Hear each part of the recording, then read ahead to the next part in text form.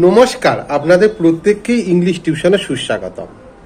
আজ আমি Warne of এবং ওয়ার্ন এগেনস্ট এই দুটো অ্যাপ্রোপ্রিয়েট প্রিপোজিশনের ব্যবহার নিয়ে আলোচনা করব। দুটোরই বাংলা অর্থ হলো সতর্ক করা।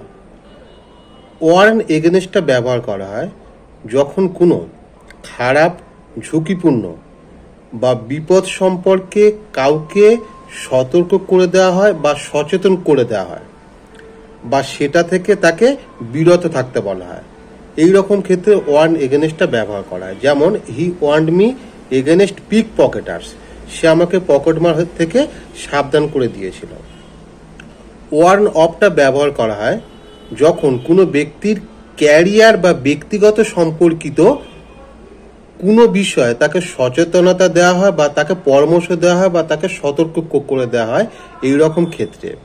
যেমন, he warned me of my negligence in study, সে আমাকে আমার পড়াশোনার বিষয়ে সতর্ক করে দিয়েছিল। এখানে পড়াশোনাটা যেহেতু সম্পূর্ণ একটা ব্যক্তিগত বিষয় বা কারোর ক্যারিয়ার সম্পর্কিত বিষয়, তাই এখানে ওয়ার্ন অফটা ব্যবহার করা হয়েছে।